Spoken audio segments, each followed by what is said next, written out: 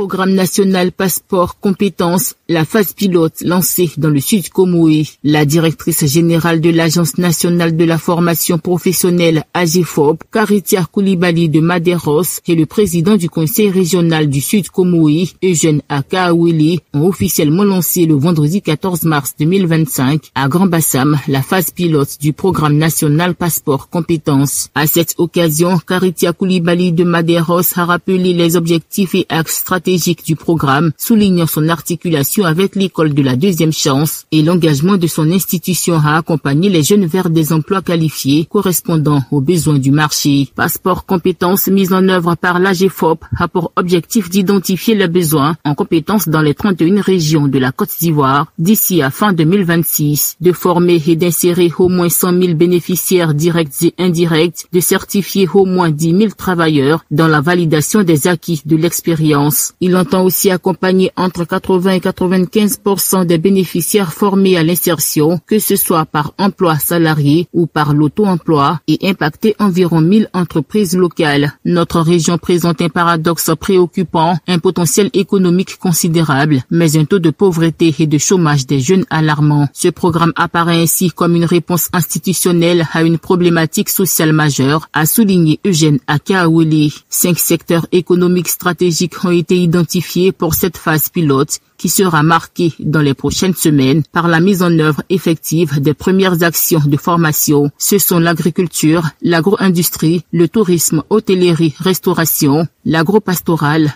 et les mines pétrole. Passeport compétences cible plusieurs catégories de bénéficiaires. Il s'agit des personnes physiques, notamment les diplômés, peu ou pas qualifiés en quête de reconversion ou de qualification, des porteurs de projets et entrepreneurs, des travailleurs souhaitant perfectionner leurs compétences ou en quête de reconversion, ainsi que des artisans, des agriculteurs et tous les professionnels qui n'ont pas eu la chance d'avoir des diplômes, mais qui disposent d'un savoir-faire et d'une expertise dans leur domaine d'activité. Pour rappel, c'est le 10 octobre 2024 à Abidjan-Marcory qu'a été présenté le dit programme. Ce programme est appelé à s'étendre progressivement aux autres régions du pays après cette phase pilote.